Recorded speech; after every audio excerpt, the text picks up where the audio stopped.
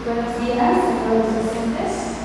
Hoy día tenemos programado un curso especializado en Derecho Constitucional, el cual va a estar a cargo del doctor Raimundo López Viera, que es especialista en Derecho Constitucional, Derecho Procesal Constitucional e Internacional. Doctor, podemos pasar para que pueda iniciar la sesión.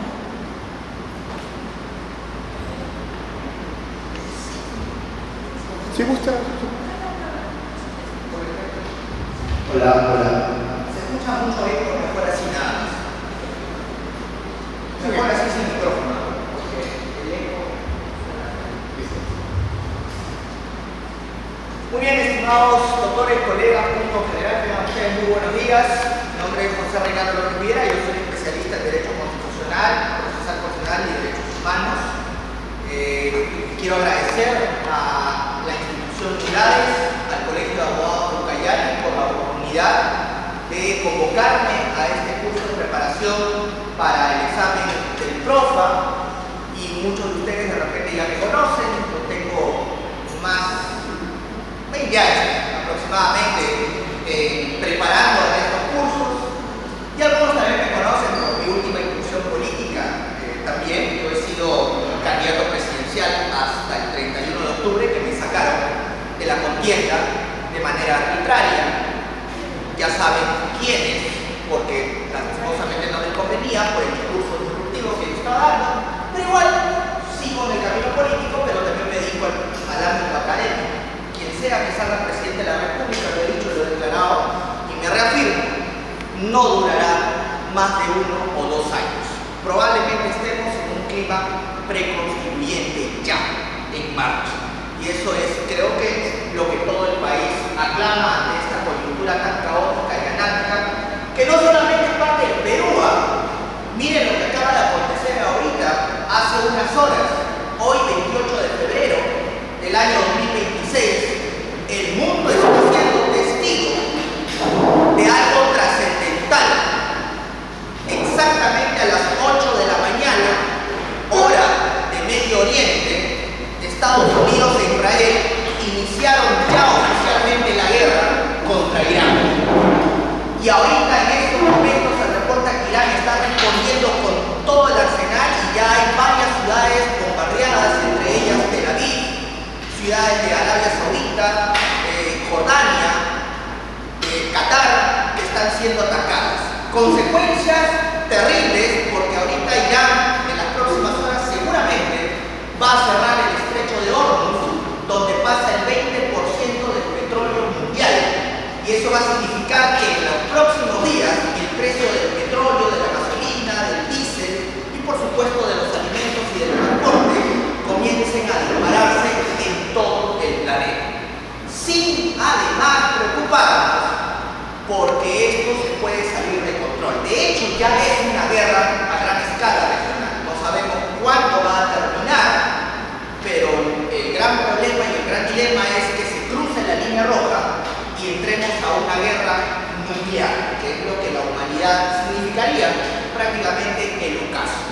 Yo también lo he publicado y lo he dicho muchas veces, nosotros estamos siendo testigos, tal vez, del siglo más trascendental en toda la historia de la civilización, al menos de los 12.000 años de civilización documentada que tiene nuestra especie, el Homo sapiens. Saben que la historia se remonta hace 12.000 años, pero empezó la revolución neolítica, aunque el sapiens tiene acá en el planeta 300.000 años, pero hay 288.000 años que nadie sabe qué pasó, porque la historia registra solamente a partir de la revolución neolítica hasta ahora.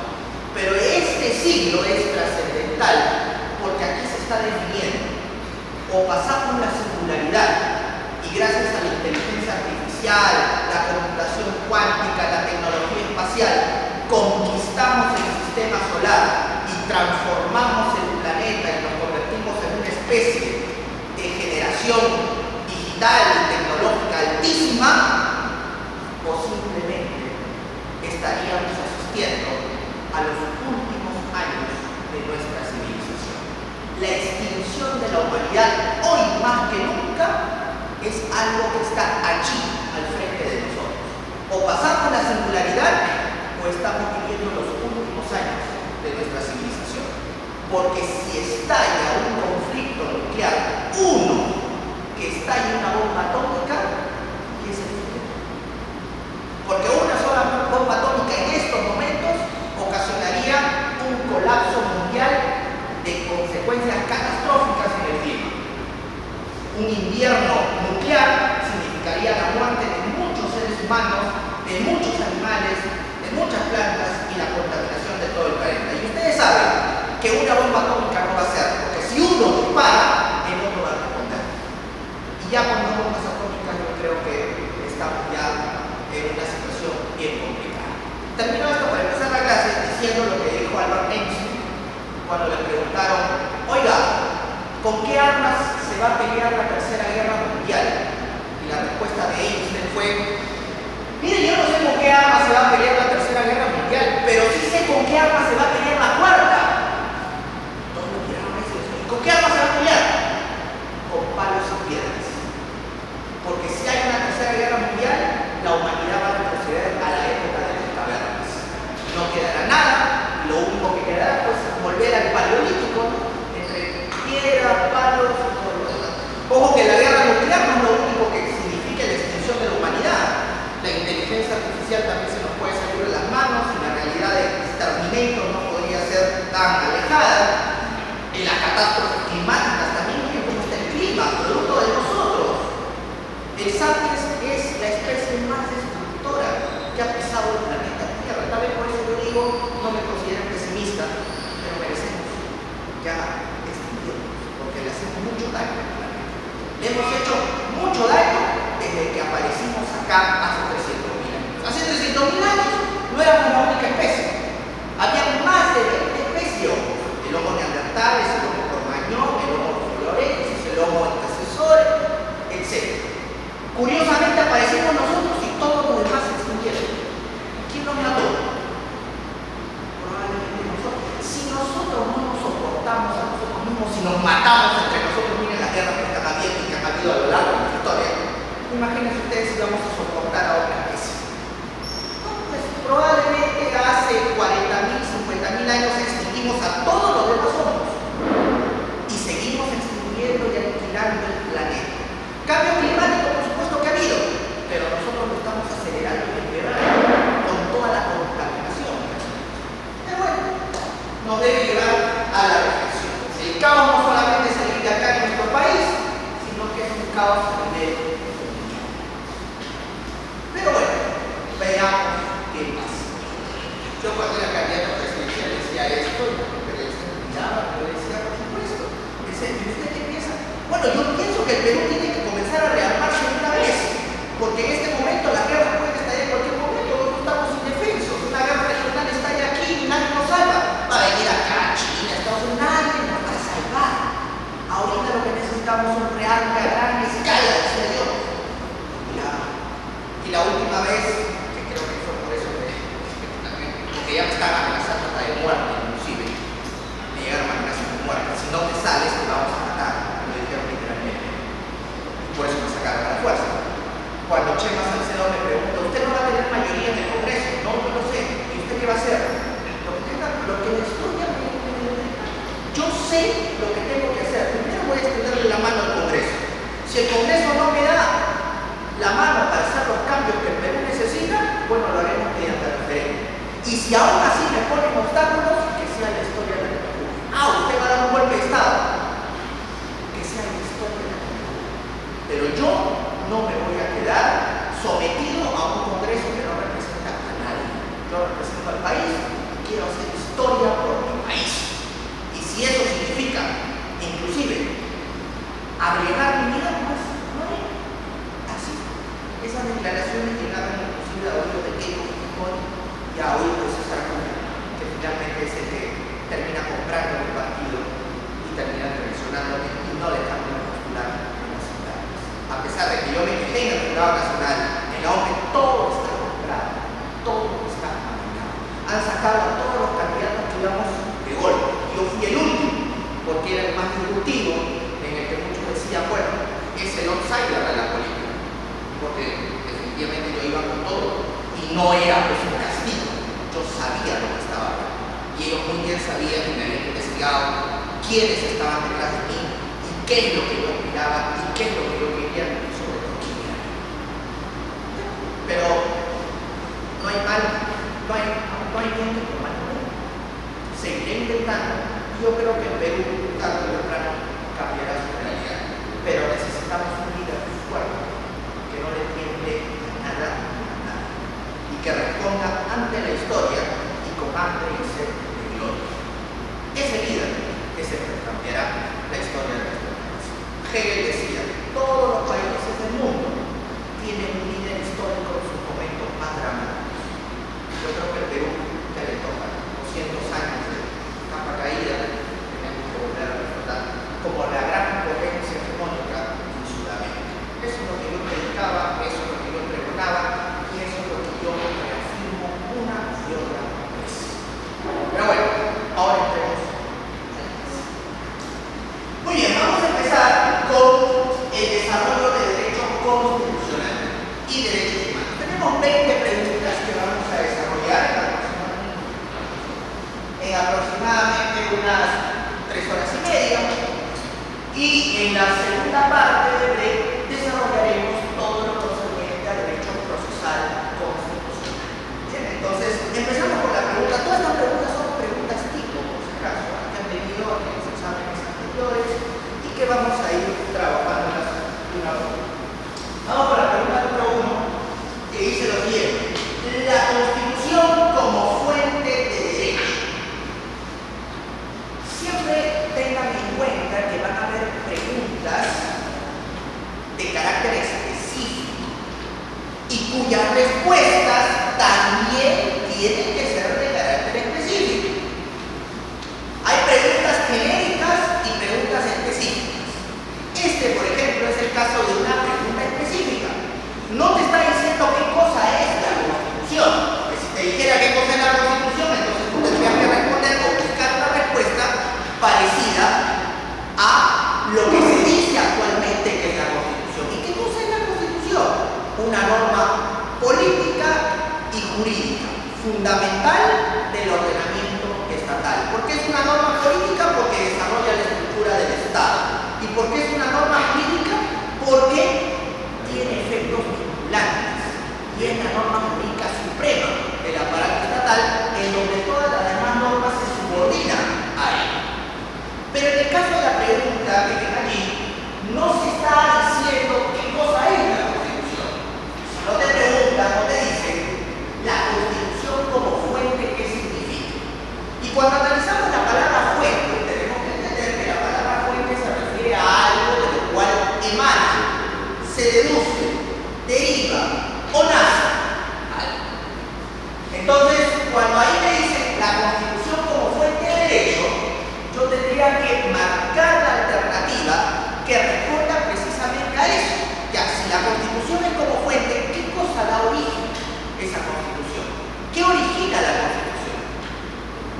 ¿Qué deducimos de la Constitución? Entonces, vamos a ver las alternativas. Pregunta número 1, dice, alternativa número 1, dice A. ¿Tiene eficacia normativa directa y algunas disposiciones de carácter programático? Esa respuesta no sintoniza con la pregunta, porque te está diciendo como fuente, o sea, te está diciendo la Constitución como fuente, ¿qué cosa emana? ¿Tiene eficacia normativa directa y algunas disposiciones de carácter programático?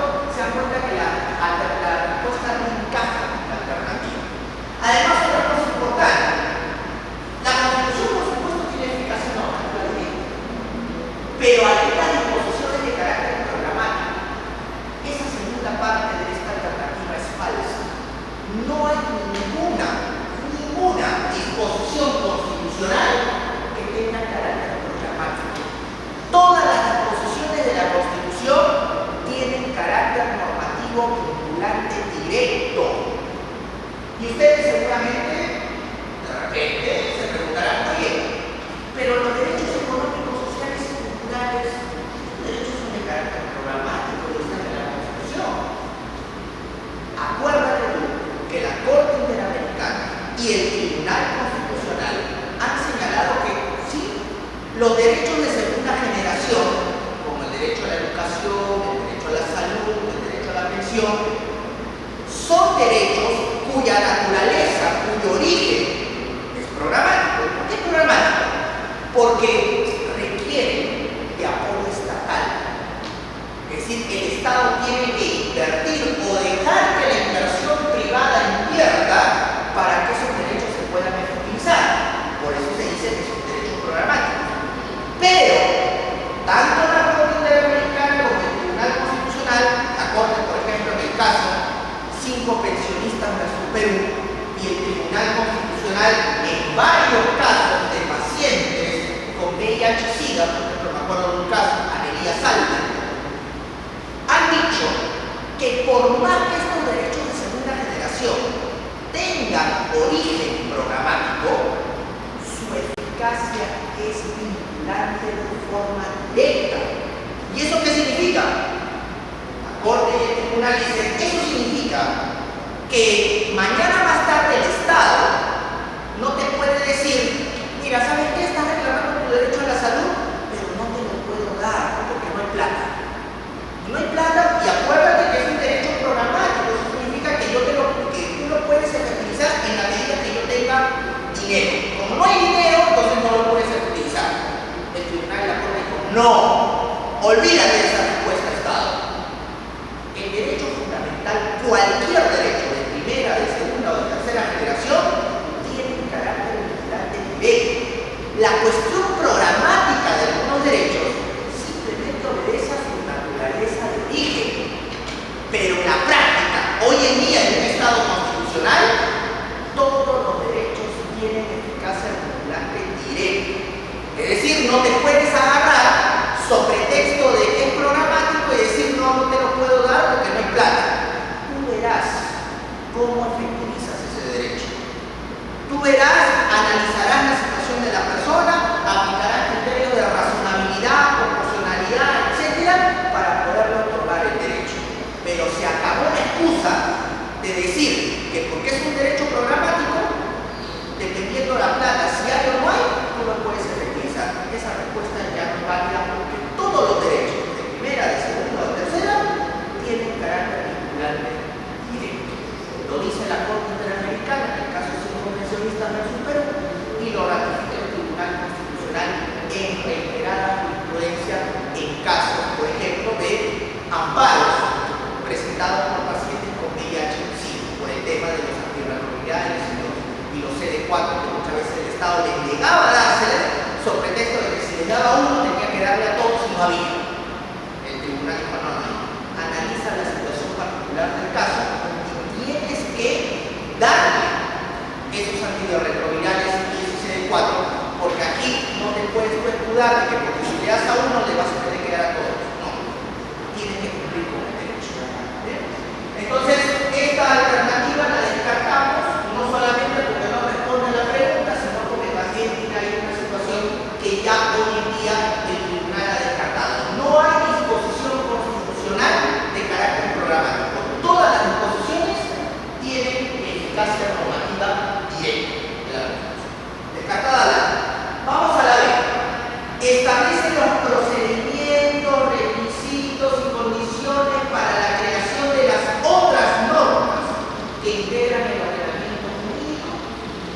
Bueno, si me está preguntando la Constitución como fuente y la respuesta tiene que ir en el sentido de determinar por qué esta Constitución es fuente, o sea, qué cosa emana de ella, entonces yo creo que la respuesta si va acorde a la pregunta.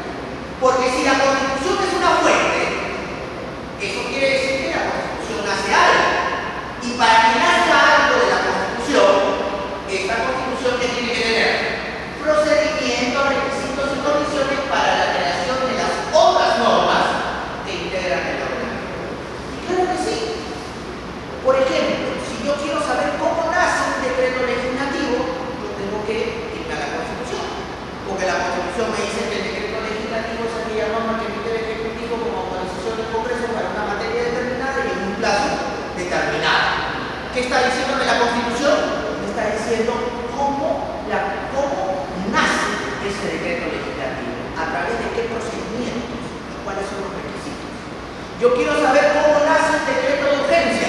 Me tengo que ir a la Constitución, porque la Constitución me dice que el decreto de urgencia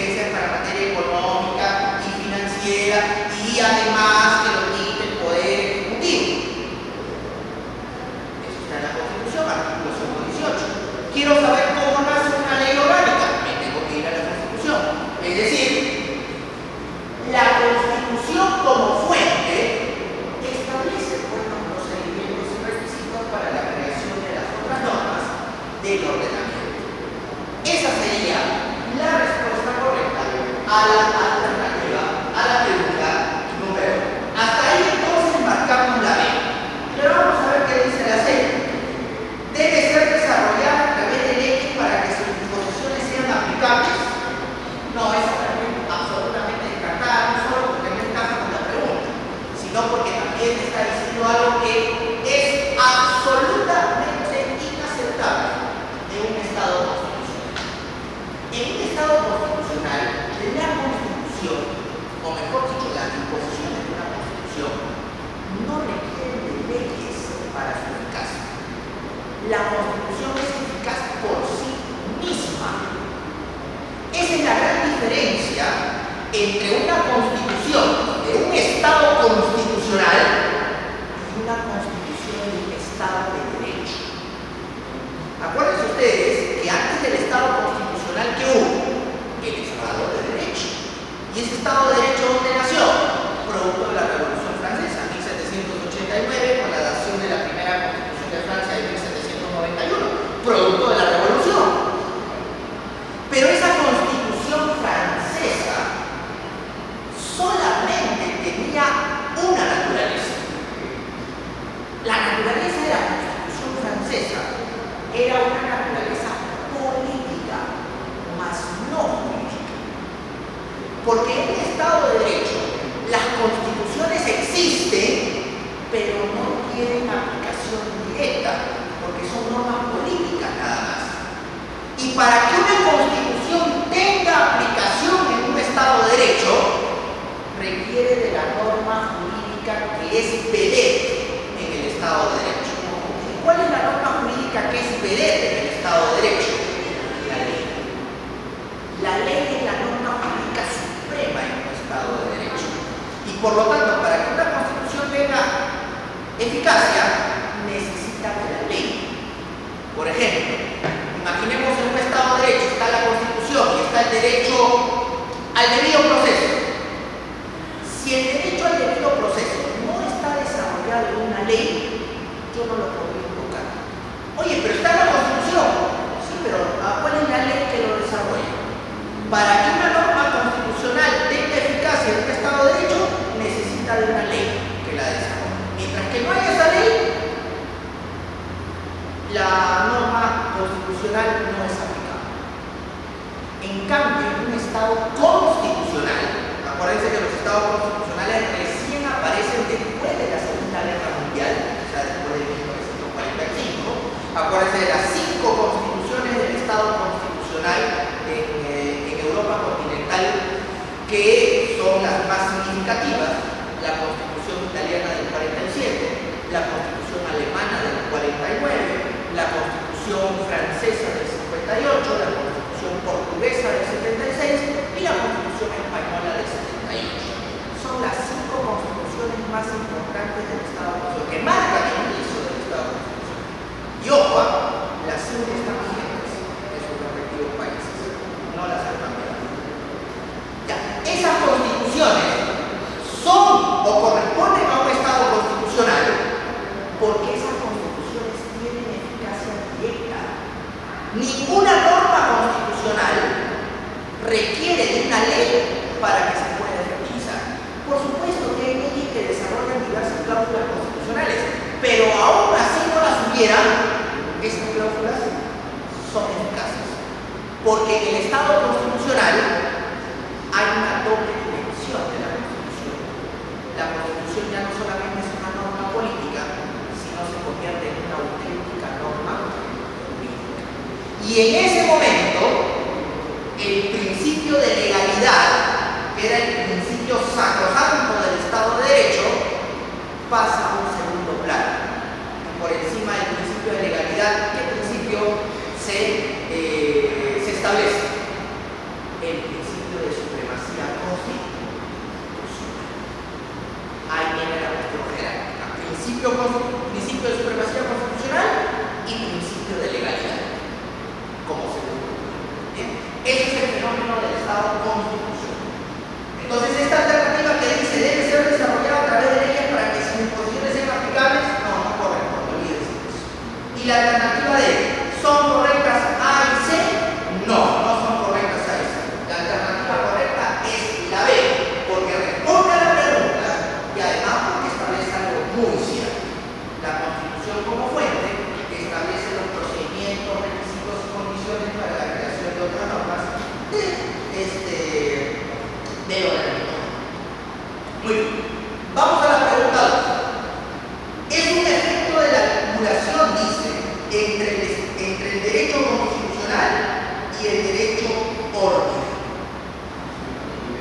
Cuando aparece el Estado constitucional, la rama jurídica que estudia el Estado constitucional, que es el derecho constitucional, adquiere una naturaleza bien curiosa. Se convierte en la rama jurídica transversal del derecho. ¿Qué significa que sea una rama jurídica transversal?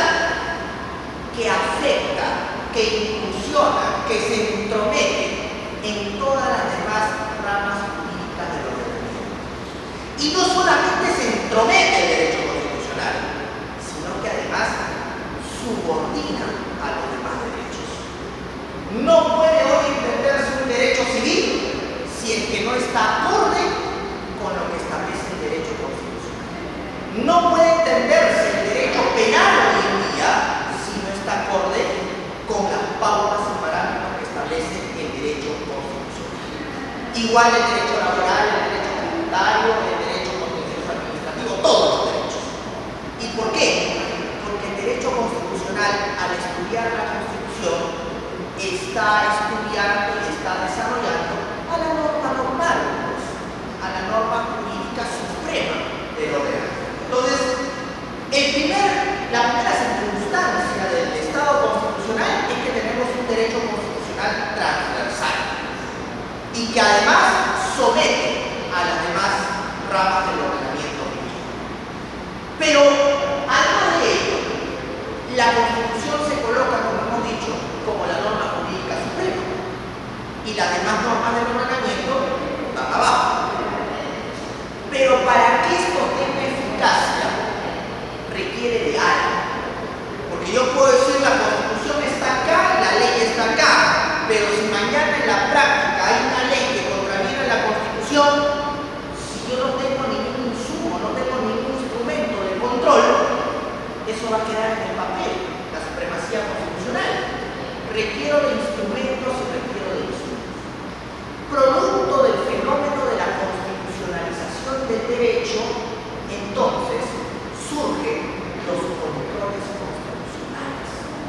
El control concentrado, el control difuso, son instrumentos que permiten defender la Constitución, o mejor dicho, la supremacía de la Constitución, frente a las demás normas del ordenamiento jurídico.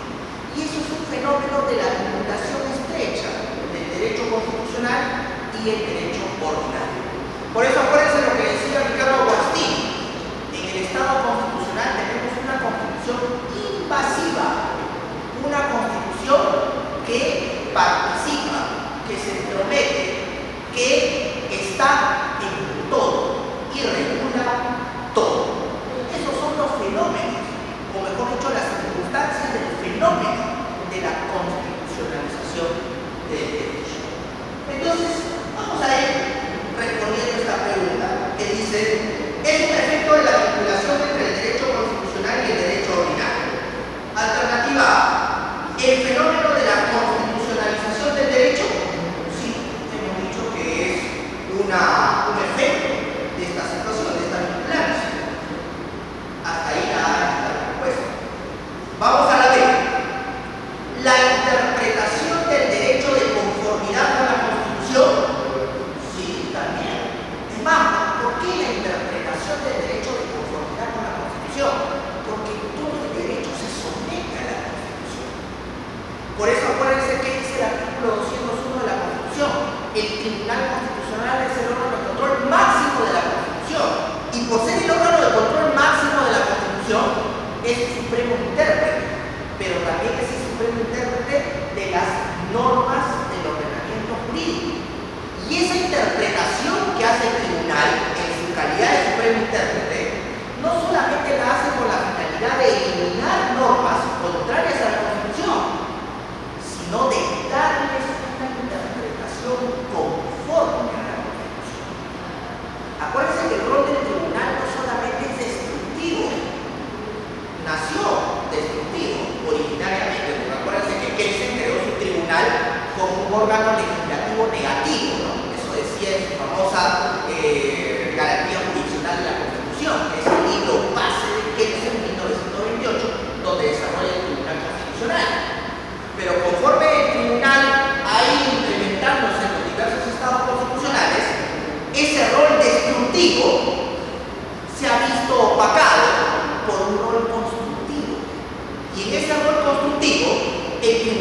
una función: interpretar las leyes en conformidad con la Constitución. No es que tenemos un tribunal que a la primera dice, la ley es inconstitucional y se va. No.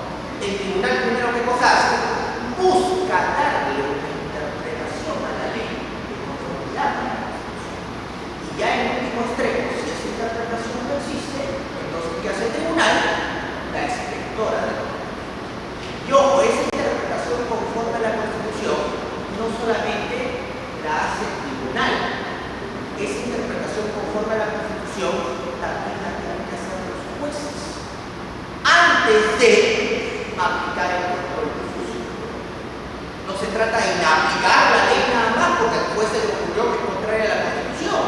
No, se trata primero de buscarle una interpretación conforme. Y si ya no existe, no hay esa interpretación conforme, no se le encuentra, recién la inaplica. Entonces, aquí la alternativa dice que es un efecto de la vinculación entre el derecho constitucional y el derecho ordinario, la interpretación del derecho de conformidad con la Constitución. Sí, también es correcto. Hasta ahorita tenemos dos alternativas correctas. Vamos a la alternativa C. Es un efecto de la vinculación entre el derecho constitucional y el derecho ordinario el control difuso de constitucionalidad. Sí, también. El control concentrado también es una consecuencia. Porque si no hay controles constitucionales, entonces ¿cómo defendemos la supremacía de la Constitución? Y alternativa D, ¿todas las anteriores? Sí, todas las anteriores. Las tres son efectos directos de la vinculancia entre el derecho constitucional y el derecho ordinario. Vamos a la pregunta número 2. En un Estado constitucional, dice, ¿qué duda cabe que los tribunales constitucionales ejercen un rol protagónico en el marco de la interpretación, adecuando la Constitución a la realidad cambiada? En ese sentido, señale la alternativa correcta. Bueno, antes de responder esta pregunta rápidamente, hay algo muy importante.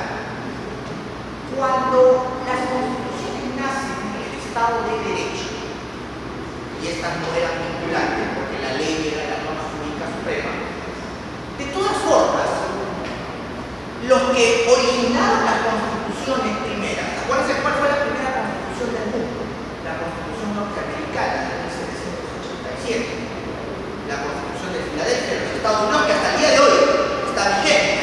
Esa Constitución tiene 7 artículos nada más y 27 enmiendas. Tal vez el secreto de los norteamericanos haya sido eso, hacer una Constitución mínima. Y eso se debe a uno de los grandes pensadores norteamericanos, Thomas Jefferson, que llegó a ser presidente de los Estados Unidos, después de George Washington y John Adams. Y Jefferson, cuando estaban en el Congreso de Filadelfia, miren, había muchos proyectos de constituciones en Estados Unidos, de 300 artículos, 200 artículos, 400 artículos. Y Jefferson tomó la palabra y dijo, señores, a ver un momento, acá no se trata de crear constituciones con más artículos y que esa es la mejor, no. ¿Saben por qué dijo?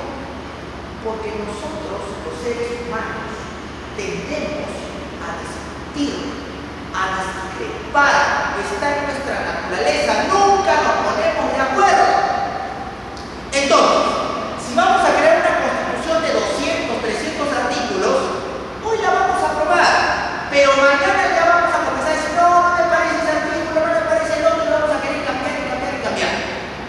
Entonces, si queremos hacer una constitución que nos trascienda en la historia, que tengamos la seguridad que nosotros vamos a estar de acuerdo y las generaciones venideras también, y que no se va a modificar en la medida de lo posible, busquemos hacer una constitución que recoja solamente los puntos en donde vamos a estar todos de acuerdo.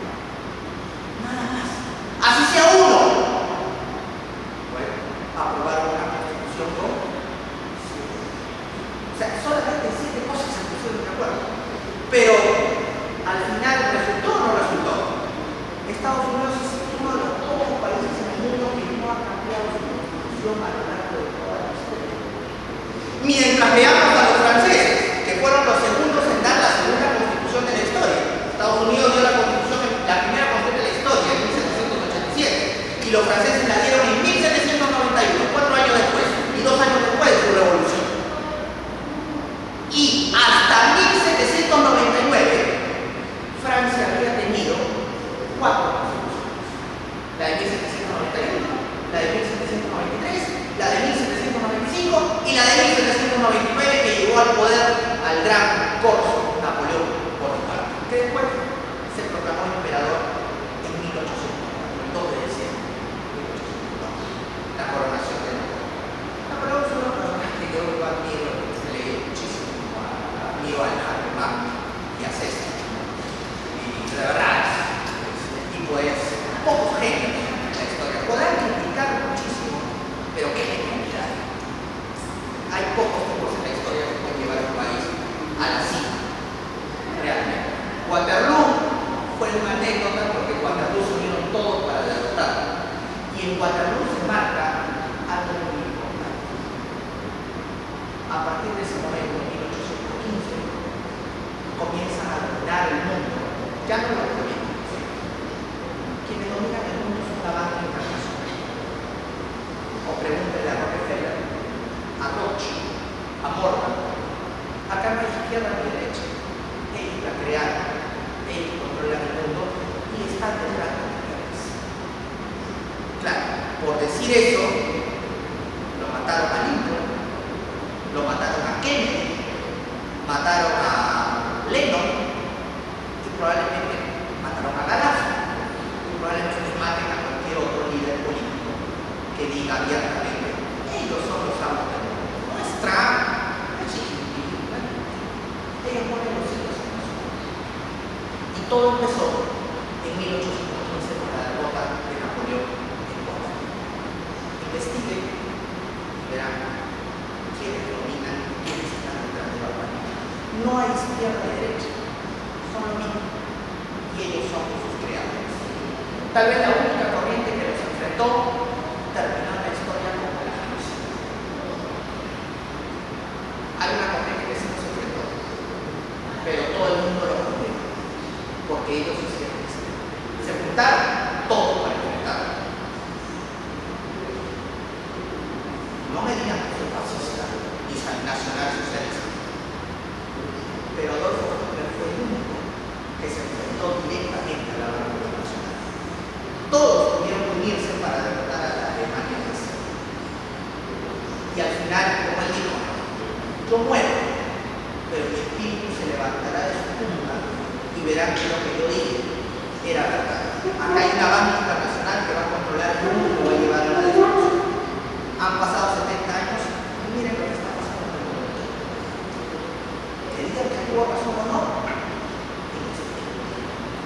Bueno, entonces, como les decía, la Constitución de 1791 francesa fue cambiada porque tal vez no cumplía lo que había dicho Thomas Jefferson, el tema de poner los puntos prudentes.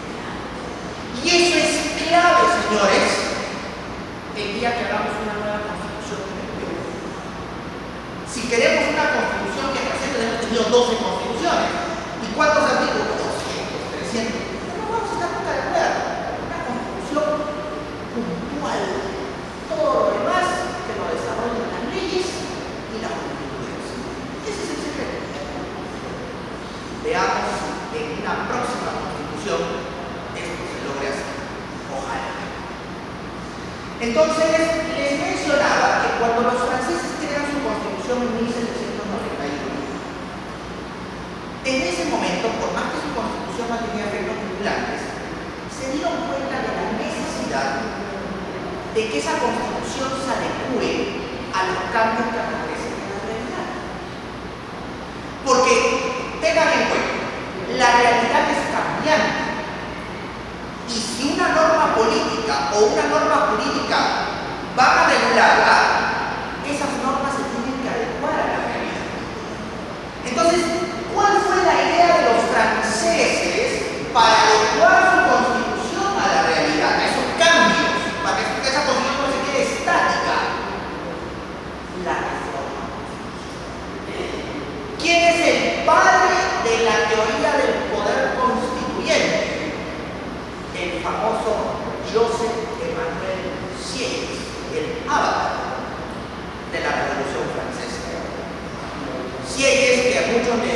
denominan, lo tildan como el espíritu de la revolución, porque si ella es una cosa curiosa, si ella vivió antes de la revolución, durante la revolución y después de la revolución, o sea, vio todo el hombre, hasta la coronación de Napoleón, y lo trascendió Napoleón.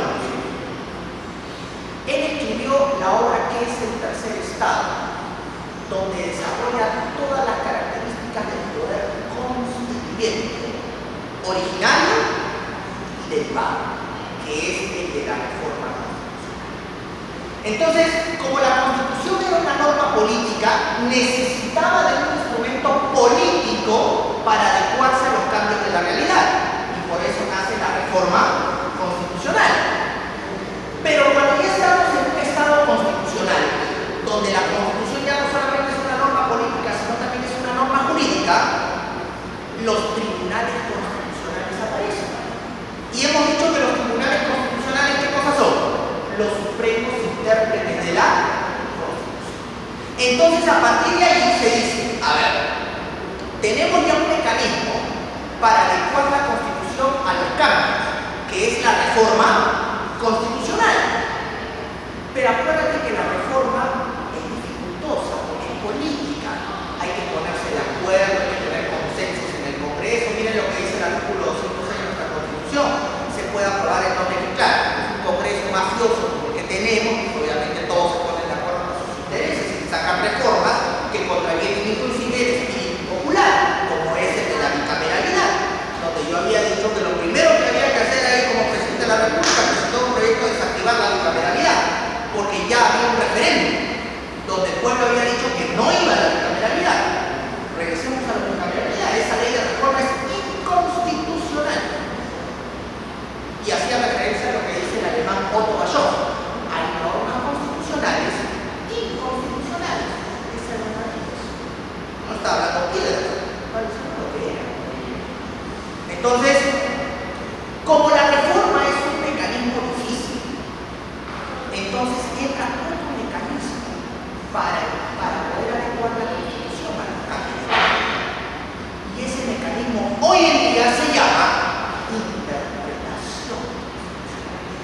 Los tribunales constitucionales en el mundo, que son los supremos intérpretes de la Constitución, son los órganos encargados a través de la interpretación de adecuar la Constitución a los cambios que acontecen en la realidad. Porque ya todo el mundo acepta que la Constitución no puede ser una norma muerta, no puede ser una norma estática, tiene que ser una norma viviente.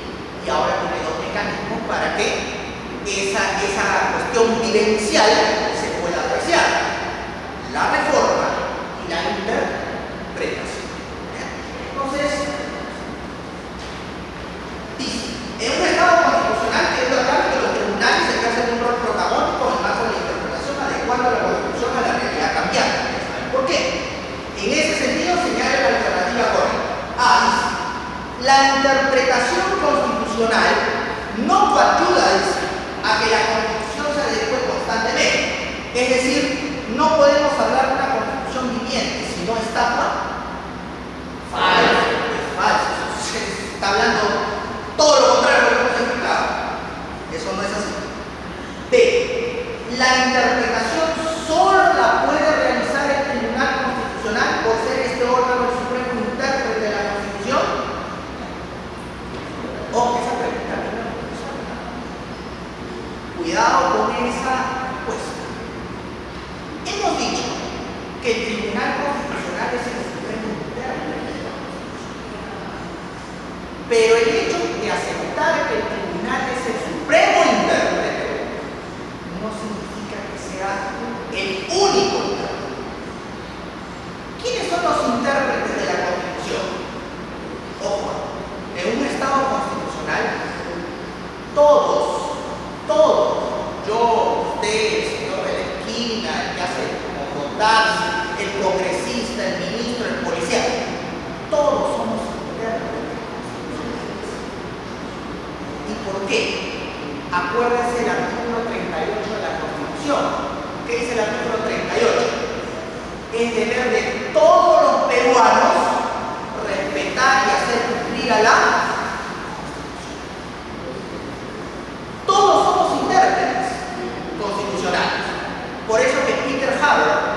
dice, en el Estado constitucional hay una multiplicidad de intérpretes.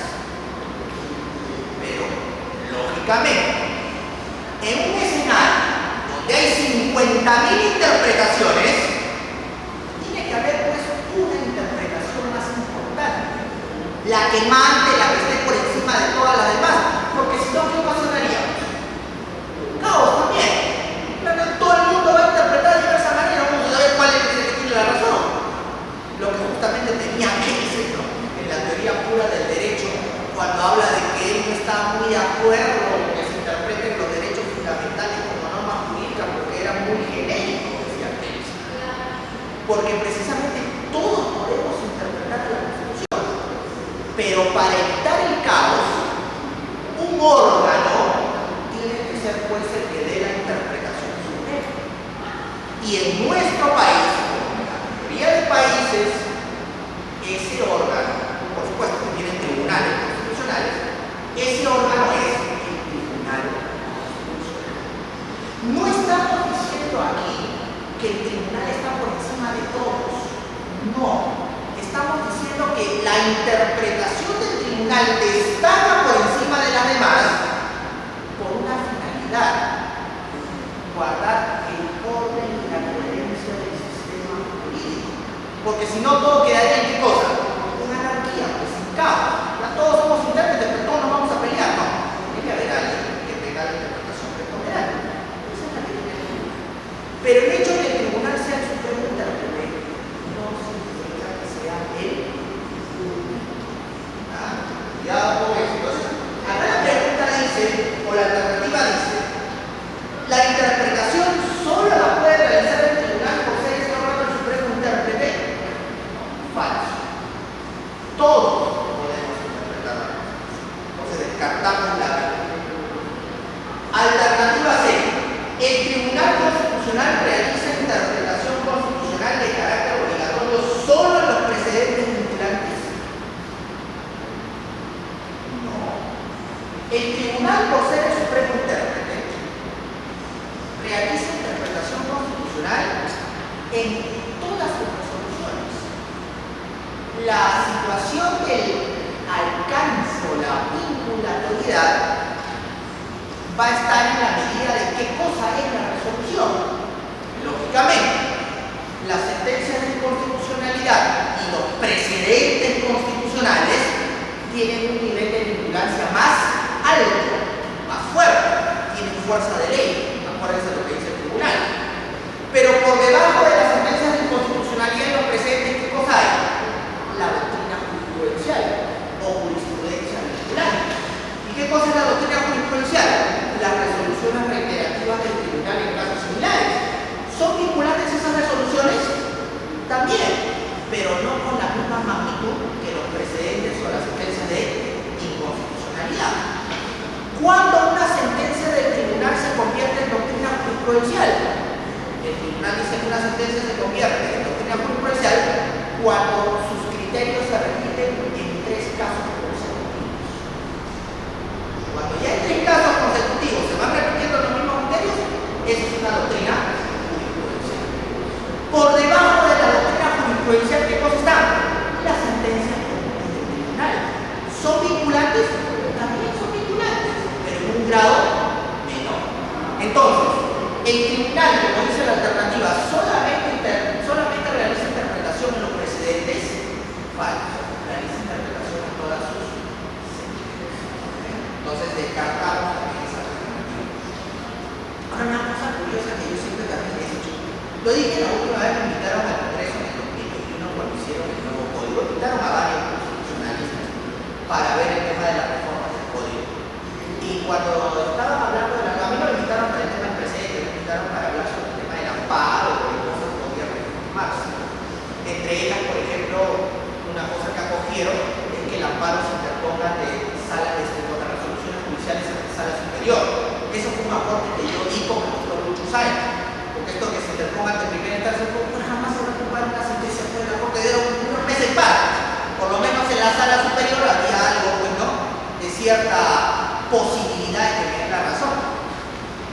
Eso es una de las cosas como aportes que yo di. Lo que sí nunca llegué a entender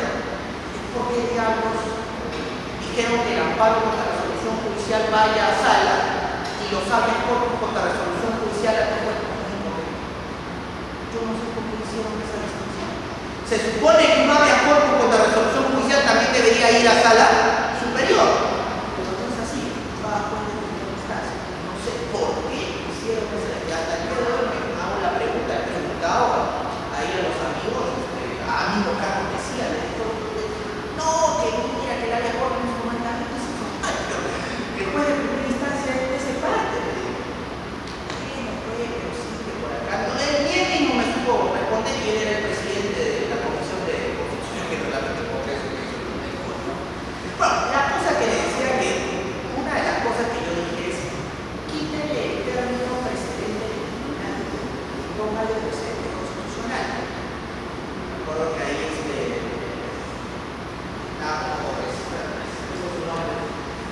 ¿por qué? Porque está cometiendo un pleonasmo. ¿Ah? Un pleonasmo, ¿sabes qué es un pleonasmo? Un pleonasmo significa que junte dos vocablos que significan prácticamente lo mismo. El precedente es de jurado, es un precedente, ¿no? Como decir, voy a subir arriba. No subir arriba, es un pleonasmo lo que estoy diciendo. El término correcto debe ser precedente constitucional, para diferenciarlo del precedente judicial de la Corte Suprema y del presidente. Y se quedó pensando, pero bueno, vamos a popularizar. Pero por popularizar no vas a. No todo el mundo habla de presidente vincular, pero voy a decir, si el presidente vincular, el tribunal también usa presidente vincular, le digo al doctor Gustavo Verde, digo, sí, pero la gente me salió, estamos rompiendo pues las reglas ortográficas y el idioma, le digo. Como decir que me digan chique, ¿no? Peor todavía, rompe el idioma. No es así. Entonces descartada la A, la B y la C. Vamos a la D. A través de la interpretación constitucional, el tribunal puede darle un significado a las cláusulas constitucionales conforme a la realidad. Es decir, hacer que la Constitución sea una norma vigente y no está. Correcto. Esta es la adecuación de la Constitución al ordenamiento, a la realidad.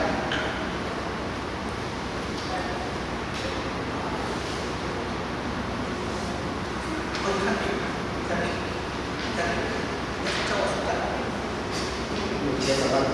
No, azúcar no. Sin azúcar y recontra, pero sin azúcar. No tomen azúcar. Y practiquen el ayuno intermitente. ¿Saben el ayuno intermitente? No coman entre 16 y yo, bueno, a veces hago hasta 20 horas. Ya es habitual. Hagan ejercicio, muchas frías y no consuman azúcar, pan, bueno, el arroz, mi perdición es el arroz. Pero trato de hacer lo posible.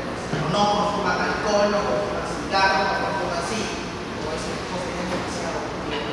Pero es la verdad, traten de cuidarse. Porque lamentablemente, hasta los alimentos que consumimos hoy tienen veneno. Lamentablemente. Por eso que creen que los índices de cáncer se han disparado en el mundo, de obesidad, diabetes,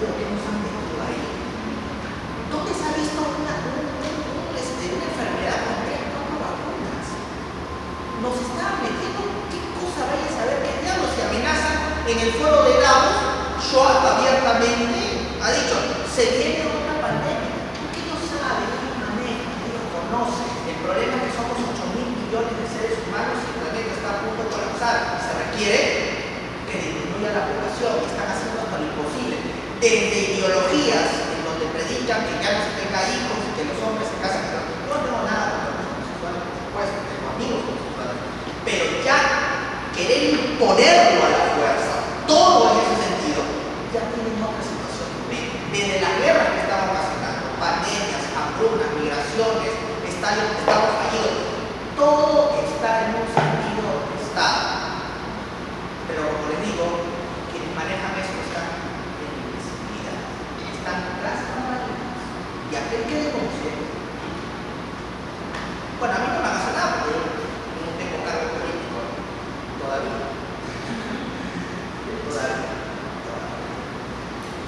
Muy bien, vamos a la pregunta 4. Si al momento de resolver se aprecia que puede existir incompatibilidad entre una norma constitucional y una norma de menor jerarquía, estamos hablando del control difuso de constitucionalidad. El control difuso está en el artículo 138 de la Constitución. Ustedes bien saben, dice: es deber de los jueces preferir la Constitución por encima de toda norma inferior. El Tribunal Constitucional, en una sentencia muy famosa, el Tribunal tiene más de 50 precedentes, por supuesto, lo pueden encontrar en la página web. Pero son 3 sentencias con precedentes tal vez más importantes del Tribunal, de todas las que están ahí, a mi criterio, ¿verdad? La sentencia del caso Andrés Lizana Cuellis, que habla sobre la interpretación constitucional, que ya lo vamos a ver un ratito. La sentencia del caso Dirección Regional Pesquería La Libertad, que habla del amparo contra amparo. Y la sentencia del caso Ramón Salazar García, que habla sobre el control difuso. Para este tema. Las 3 sentencias son las más importantes en cuestión de precedentes, a mi criterio. En la sentencia Ramón Salazar García, el Tribunal Constitucional, entre otras cosas, justamente desarrolló la cuestión referida al control difuso de constitucionalidad. Y el Tribunal dijo lo siguiente: en el artículo 138 de la Constitución se establece el mecanismo de control difuso a través del cual los jueces pueden aplicar la norma contra esa Constitución. Perfecto, es un mecanismo que sirve para salvaguardar la supremacía de la Constitución. Sin embargo, dice el Tribunal, ese mecanismo no puede aplicarse a tontas y a locas, porque es un mecanismo bastante importante.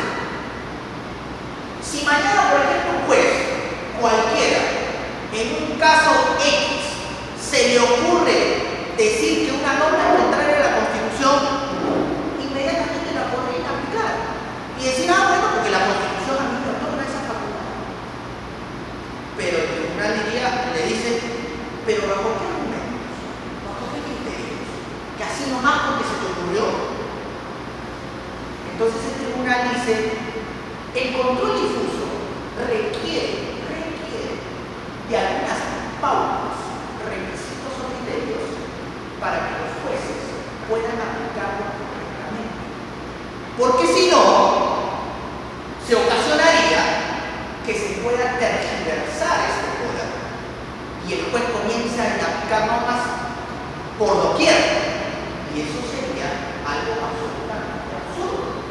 Porque acuérdate que dentro del ordenamiento jurídico, las leyes, y en general todas las normas, gozan de un principio. ¿Cuál es ese principio? Común a todas las normas: el principio de presunción de constitucionalidad.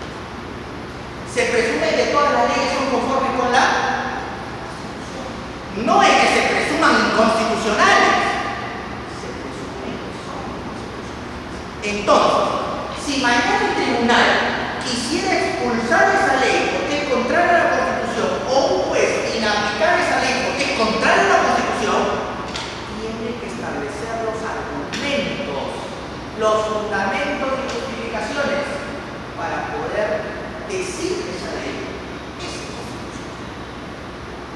Porque la presunción es que son conformes con la Constitución. Entonces, bajo esa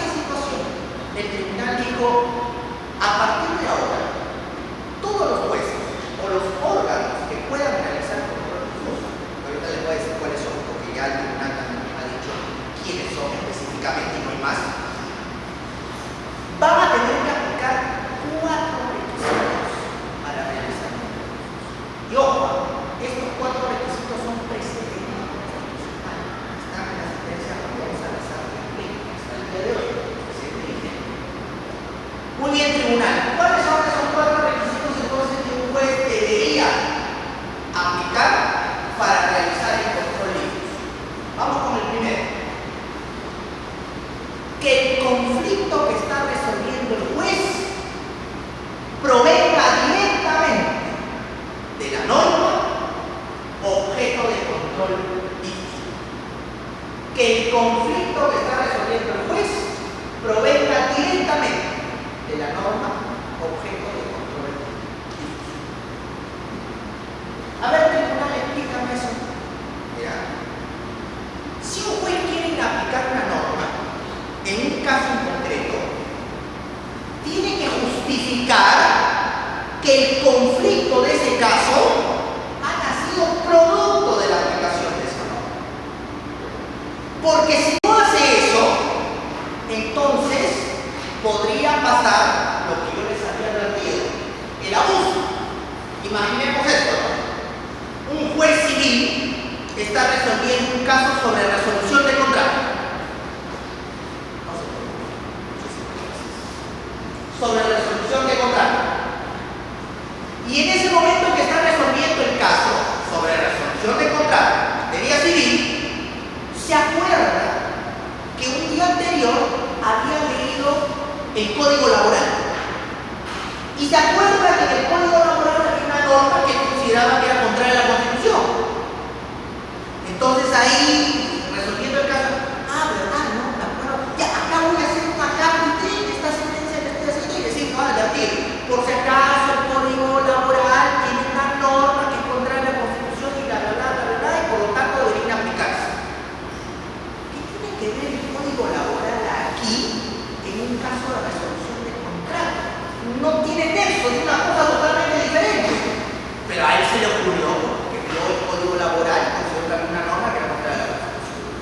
Entonces el tribunal dice, para evitar ese tipo de cosas, si el juez quiere hacer el control incluso de una norma, tiene que justificar en la sentencia que el caso que está resolviendo, que el conflicto que está resolviendo en ese caso, proviene directamente de la norma a la cual le va a realizar. Ese es el primer requisito. Segundo requisito, el tribunal dice que la inaplicación de la norma, sea total y absolutamente necesaria para resolver el caso. Que la inaplicación de la norma sea total y absolutamente necesaria para resolver el caso. Explícame, tribunal. Bien.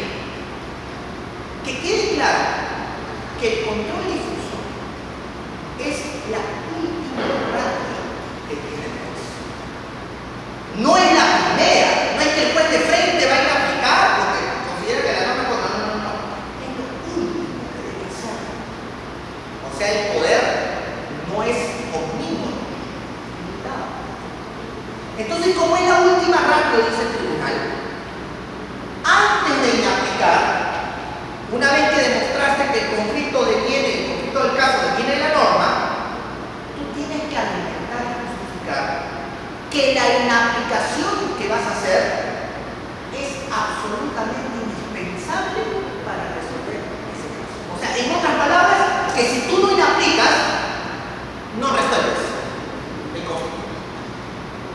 Eso el tribunal también podría interpretarse en el sentido de que si el juez demuestra que el caso se puede resolver de otra manera que no sea inaplicando la norma, debería hacerlo por esa otra manera, efectivamente. Si hay otra forma de resolver el caso que no sea la inaplicación, pues resuélvalo de esa manera. Porque la inaplicación es la última práctica, lo último que debe hacer el juez. Por eso tiene que demostrar ahí que la inaplicación es indispensable, que no hay otra alternativa para resolver el conflicto. Miren, ya ahí son fuertes. Pero vamos a un tercero. Que no pueda interpretarse de ninguna forma esa norma de conformidad con la Constitución.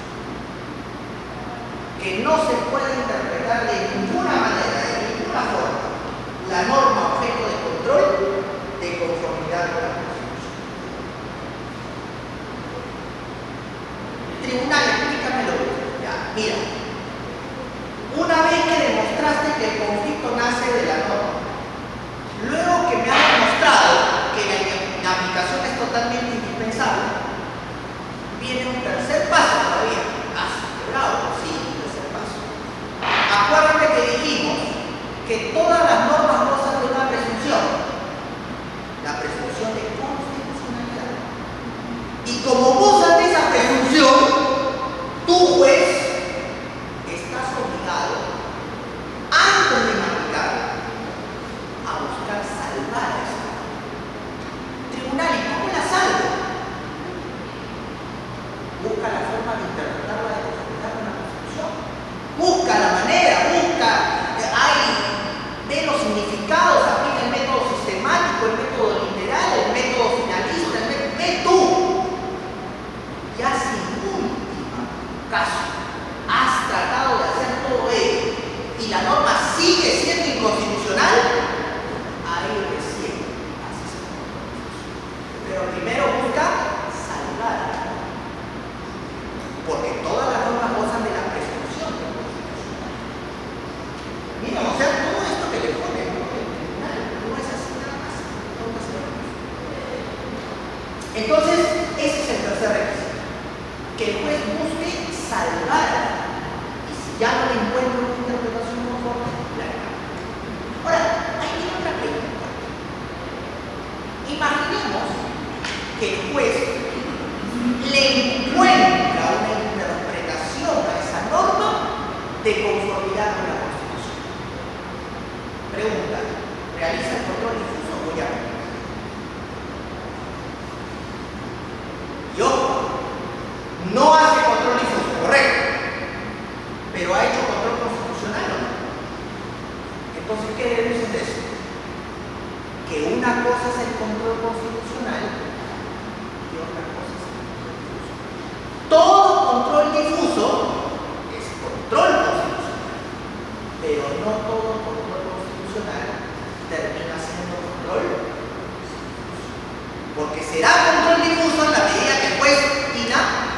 Pero si no inaplica, y ha pasado los otros pasos, simplemente se queda como control constitucional. Ojo, entonces no es lo mismo, no es lo mismo. El control constitucional es el género y el control difuso es una forma de especie. Claro, porque hay otro control constitucional también, que es el control concentrado, que hace el Tribunal Constitucional. Y hay otra forma de control constitucional, que es el control político. No nos olvidemos que hay control político constitucional también. ¿Qué cosa es la vacancia presidencial? Es un control constitucional político. ¿Del Congreso a quién? Al Ejecutivo. ¿Qué cosa es la cuestión de confianza? Control constitucional político. ¿De quién? Del Ejecutivo al Congreso. Bueno, ahora solamente a la Cámara de Diputados, porque cada Cámara de Senadores que no trabajan a poder ser atrás. Es una trampa mortal. Entonces lo han hecho a favorecer sus intereses. El presidente es una imagen tan pintada. Por eso yo decía, no hay forma, o sea, no hay escapatoria. O es el Congreso o es el presidente. Uno de los dos, el presidente se debe al país. El Congreso cae. Pero cae todo. No, pero el Senado no lo puede cerrar. Golpe de Estado. No hay nada más. Pero eso sí, no voy a hacer un golpe de Estado como Castillo, ¿no? Temblaba, no. Con las Fuerzas Armadas a mi costado. Y yo soy el jefe supremo de las Fuerzas Armadas. A mí me tienen que hacer caso. Si no, lo destruyo, así es simple. Y de frente, y con el pueblo. ¿Quién puede con el pueblo y las Fuerzas Armadas?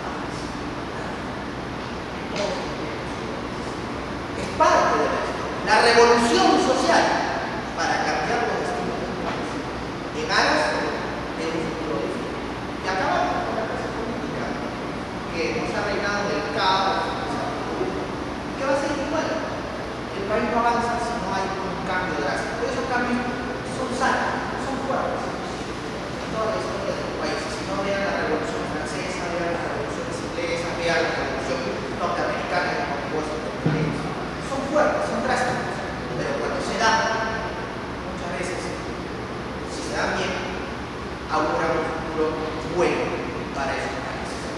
Bueno, entonces, regresemos. Hay diversos controles constitucionales. Por eso que el control constitucional es el género y los otros son las especies. El control difuso siempre es un control constitucional, pero no todo control constitucional es. Porque también puede haber un control concentrado, puede haber un control político y puede haber un control constitucional simple. Cuando no se haga ni uno ni otro, cuando por ejemplo el tercer paso, el juez logra interpretar una norma de conformidad con la Constitución. Hasta ahí, tres. Pero faltan cuatro. Pero miren, ese cuarto paso, por requisito que usted quiere llamar, no solamente es un requisito, sino que constituye un límite al mismo tiempo. Es un requisito límite. Y que además, en la práctica, es el primero, no el cuarto. Antes de que usted haga los tres que hemos mencionado, se hace esto. Sino que el tribunal en esta sentencia está haciendo una labor pedagógica. Por eso lo pone al final. Pero en la práctica, ya vamos a ver cuál es ese cuarto requisito. Ese cuarto requisito, por si acaso, también está consignado en el segundo párrafo del artículo 7º del título preliminar del Código Procesal Constitucional. Ahí está. Leen el Código Procesal, artículo 7º del título preliminar, segundo párrafo, y ahí lo van a encontrar. ¿Cuál es? Dice el tribunal, los jueces no pueden, no pueden dejar de interpretar una norma cuya constitucionalidad ha sido confirmada por el tribunal. Oye, pero ellos están significando que el tribunal está por encima del Poder Judicial. No. Lo que está significando es que el ordenamiento sea coherente. Porque hemos dicho que el tribunal es el supremo intérprete después de la Constitución. Y es el intérprete supremo de la constitucionalidad de las leyes. Entonces, lógico, si mañana el tribunal señala que una norma es conforme con la Constitución, en su calidad de supremo intérprete de la Constitución y en su calidad de supremo intérprete de la constitucionalidad de las leyes, un juez no podría decir lo contrario. Porque si dice lo contrario, ¿qué pasa? Se genera caos, pues entonces ¿para qué el tribunal es el supremo intérprete? Quedaría pues su participación obsoleta, innecesaria. Si queremos una coherencia, ya se le ha dado la supremacía de interpretación al tribunal. Y si el tribunal se pronuncia, dice, por si acaso, esta ley es conforme con la Constitución, los demás jueces no pueden decir lo contrario. Porque si no generaría el quebrantamiento del orden constitucional. Entonces, al momento de realizar el control difuso, antes de aplicar los pasos que hemos mencionado, usted verifique, cerciórese si el tribunal ha tenido un pronunciamiento sobre esta ley. Puede ser en una sentencia de constitucionalidad, puede ser en un amparo, en un habeas corpus,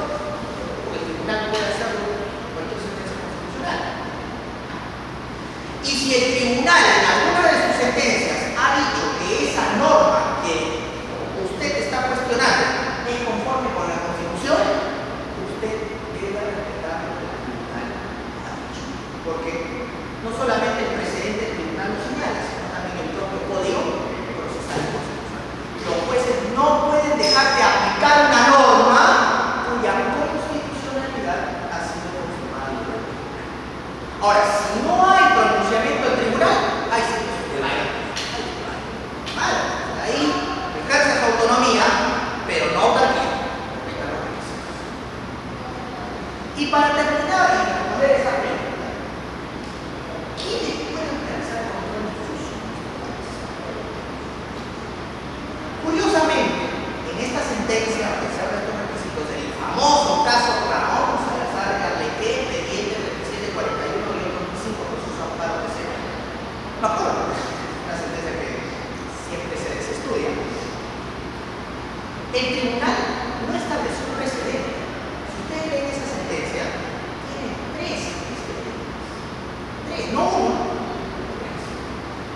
Dos de ellos están vigentes y uno ya fue dejado sin efecto. ¿Cuáles son los tres precedentes de la sentencia? El primero es ese que les acabo de mencionar. Los cuatro requisitos para realizar control difuso. El segundo precedente es el que ya no está más, lo dejamos sin efecto. En otra sentencia, el caso consorcio Requena, algo que, de acuerdo, cuando salió en el 2009 no estuve de acuerdo.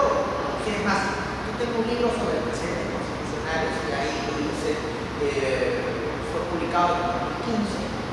Ya no hay la edición, voy a tener que actualizar. Hace tiempo que lo escribo. El último libro que publiqué fue en el 2019. Fue un balotaje justamente de desarrollo de estos temas para examen. Ahí no lo voy a escribir. Voy a escribir, tengo el proyecto, un libro sobre inteligencia artificial y su impacto en los derechos fundamentales, que no se trata de una editorial colombiana, sino que lo paralicé el año pasado porque el 16 de julio a mí me nombran candidato presidencial y yo estuve como candidato el 16 de julio hasta el 31 de octubre y comencé a hacer campaña, a viajar y todo lo demás hasta que el 31 de octubre ocurre después el fraude que simplemente al sacarme de las internas más sin ningún tipo de explicaciones, cuando yo era el candidato de la solución de todo. Entonces en esos meses no pude escribir, pero voy a actualizar en estos meses que quedan, porque no sé qué va a pasar hasta el 8 de julio. Ahora estoy apoyando a otros dos candidatos presidenciales que me han pedido potentemente que los apoye. Paul Jaime, que es un amigo, el candidato del perrito. Mamá, que también mi esposa está yendo ahí en la lista de diputados por Lima, formando un acuerdo que dice con él que tiene que sacar. Y también estoy apoyando a Gobierno Cruz, que me parece una propuesta interesante. Más allá de ello, no veo más. Lo que sí nunca me va a sentar es con los que están ahí. No, porque los he atacado, y es más, sé que ellos me mandaron a sacar con amenazas incluidas de que me iban a matar. Porque sí, me mandaron directamente a decir, si no sales por las buenas, te sacamos por las malas. Yo incluso tuve que agarrar, ya está, el último mes de octubre, me acuerdo que fue un poquito complicado porque por esa amenaza yo ya no estaba yendo a mi casa, en Lima tenía que moverme, me pusieron una camioneta, 3 carros, tres personas para que yo tenía que moverme. Mi hija tuve que poner de seguridad también, porque era la cuestión un poco, pero yo ya había decidido, como se le había dicho, no, yo voy hasta el final, contra todo y con todo. Yo ya estoy en carrera, yo nací para esto. Mi mamá, por ejemplo, no, pero quédate en la abogacía, no va bien, no vas a terminar muerto, preso, lo que fuera. Y yo, mamá, no, yo nací para esto, lo hice una promesa, porque mi abuela me dio para esto, y el hecho de muerte, yo le dije que iba a ser presidente de la República, porque me dio para eso, y para cambiar la historia del país. Y lo pienso hacer aún cuando sé que está en muchas cosas. Esta vez me sacaron a las manos, pero la próxima, absolutamente no me gusta. Definitivamente. Me están abriendo las puertas de todas las posibilidades. Y eso ellos mismos serán los culpables de ellos. Tendrán que ir a su casa. Y yo ahí les voy a decir, se van a tomar medidas.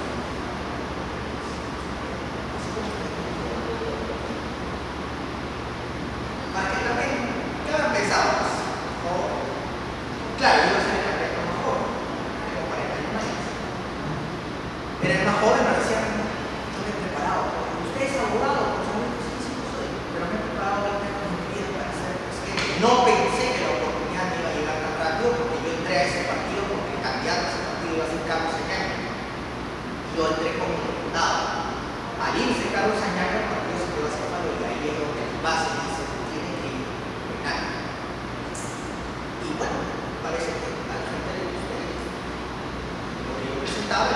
productivo, en TikTok también comenzaron a proliferar videos. Pero bueno, es parte de la experiencia. Estuve cerca de sacarme las manos, porque sabía que iba a perder. Ahora me prepararé para la vida. Y ahí sí me la llevo en primer lugar. Me la tengo que llevar. Muy bien. Y que sigan haciendo cosas peores, porque igual va a ser, la gente está en la resistencia aquí en un campo. Me están dando íntegramente las cosas. Muy bien, entonces, esos son los requisitos para realizar el control de flujo. Les decía que esta sentencia tiene tres presentes. La primera, los requisitos para realizar el control de flujo. El segundo presente que ya no está, y que por la que esta sentencia se hizo famosa, fue porque el tribunal en esta sentencia habló del control de flujo administrativo. Acuérdense que el tribunal le otorgó en algún momento a los órganos administrativos la posibilidad de realizar control difuso. Fue en esa sentencia.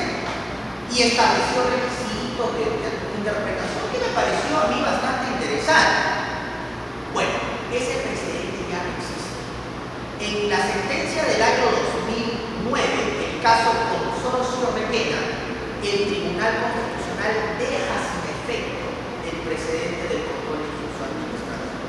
Ya no existe, ya no está más. Pero hay un tercer precedente que sigue vigente, que muchos no lo conocen, o no se usa, o usa el tribunal en el país, que son los supuestos que tiene el Tribunal Constitucional para emitir un precedente constitucional. Ahí hay 6 supuestos que el tribunal, claro, a veces no cumple, a veces no cumple, finalmente son para él, porque él es el que realiza los precedentes. Supuestos para emitir un precedente. ¿Y por qué? Porque el tribunal dijo, bueno, el código no me dice nada, el código solamente dice que yo puedo emitir precedentes. Pero como yo no soy un órgano antiguo, entonces yo me autolimito. Y en ese sentido trató de copiar la figura de la Corte Suprema Norteamericana que se llama el self-restraint. ¿Y qué cosa es el self-restraint? La autolimitación de la Corte. Es decir, que cuando algo legislativo no limita a la Corte en una determinada situación, es la propia Corte la que se autolimita. Bueno, en este caso, eso quiso hacer el Tribunal de las Constituciones. Entonces, en el caso Consorcio Requena, el tribunal deja sin efecto el control difuso administrativo. Pero a partir de allí comenzó a surgir la duda. Tribunal, ¿y quiénes son los que pueden hacer el control difuso? ¿Los jueces nada más? ¿O hay alguien más que pueda realizar? Y si hay alguien más, dinos, ¿no? Porque dijiste en algún momento los órganos administrativos, lo dijiste que ya no, pero los fiscales. Entonces el tribunal despeja en otra sentencia que también es precedente el caso Sociedad Minera Maya. Entonces ustedes el caso del nombre no les suena mucho, pero esa sentencia es el famoso caso del amparo contra laudos arbitrales. Ahí están los requisitos para interponer un amparo contra el laudo arbitral. Pero antes de que el tribunal estableciera esos requisitos, el tribunal habla de y dicen, muy bien, vamos a señalar, mencionar en esta sentencia cuáles son los órganos que en nuestro país pueden realizar el control difuso. Para que no haya duda, para que no haya confusión, y solamente ellos, no hay más. El tribunal dice, los órganos que en nuestro país pueden realizar el control difuso son todos aquellos que tienen competencias jurisdiccionales por mandato de la Constitución. Y son los siguientes. En primer lugar,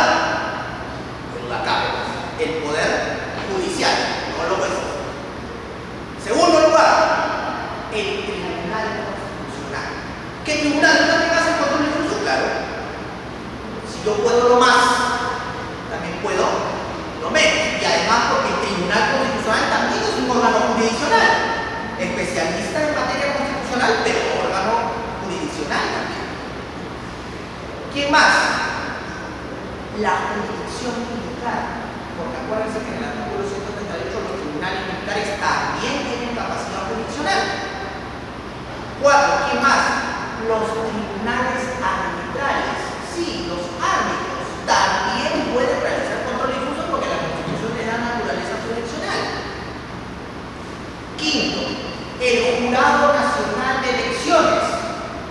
materia electoral, pero también tienen naturaleza jurisdiccional.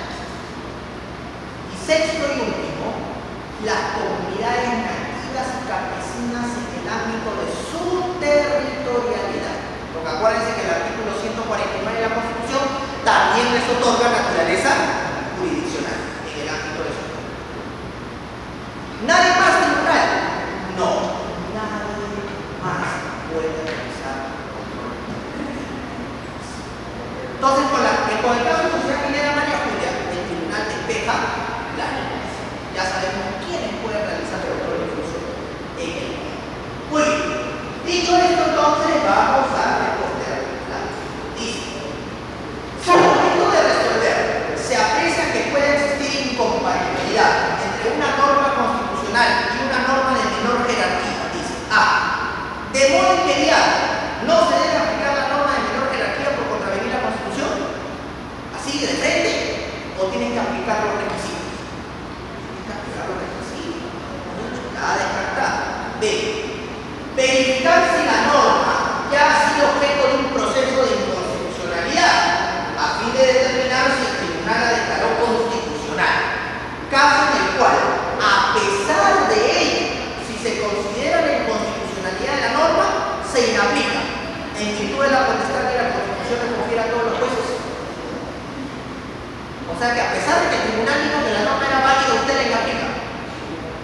No, hemos dicho que eso no se puede hacer. Que si el tribunal dice que la norma es válida, usted tiene que seguir lo que el tribunal ha señalado. Descartada la B. C. Dada la norma de cuya constitucionalidad se duda, una interpretación conforme a la Constitución.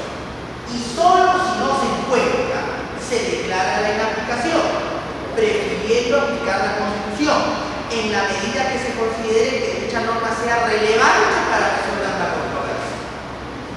Hasta ahí se está hablando de no los 4 requisitos, pero sí al menos de 2. Importante. Podríamos decir que hasta ahí la C sería la respuesta. Vamos a ver si la última alternativa es más completa.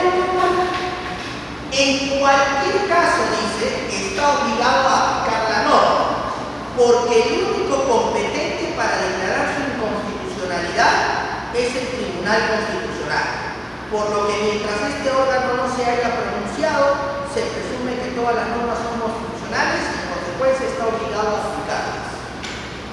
O sea, solo el tribunal puede decir que una norma es inconstitucional. No, los jueces también, realizando precisamente el control difuso. Entonces la D también queda descartada. ¿Cuál sería entonces la alternativa correcta? La alternativa a la pregunta. Vamos a la siguiente.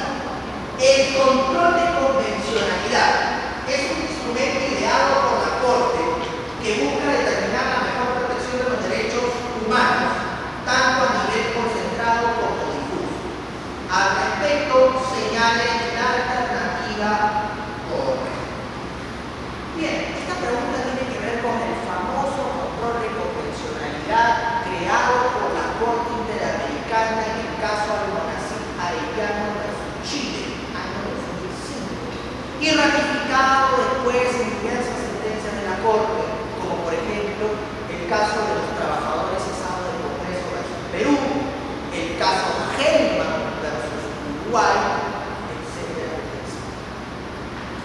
Con respecto al control de convencionalidad, debemos decir algunas pautas muy importantes.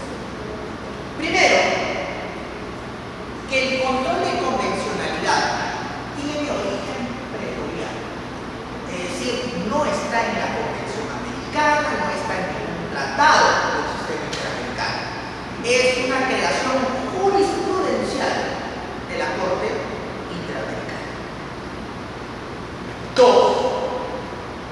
Que en el caso Almonacid Arellano, la Corte Interamericana determinó que el control de convencionalidad tenía 2 manifestaciones. Había un control de convencionalidad concentrado y un control de convencionalidad difuso. Oye, ¿se parece al control constitucional? Sí, pero cuidado, no te vayas a confundir, porque tienen cosas muy diferentes, porque vamos a ir viendo. Pueden parecerse en algunos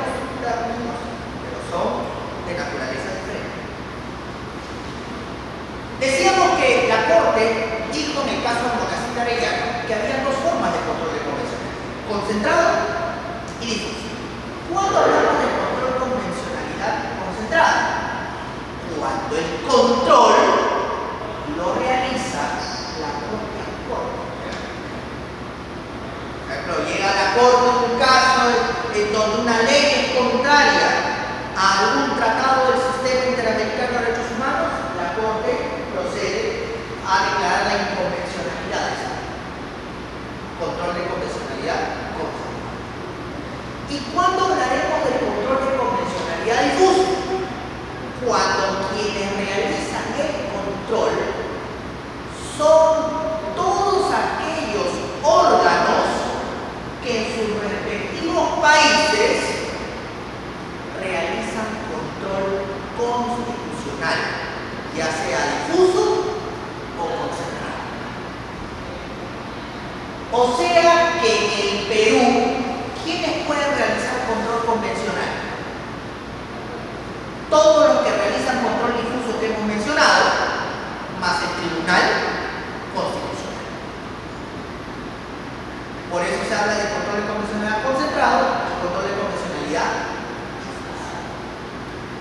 En el caso Trabajadores Cesados del Congreso versus Perú, que es del mismo año del caso Mocasín 2005, unos meses después, la Corte dijo que el control de convencionalidad era obligatorio por parte de todos los jueces de los países que realizan control constitucional.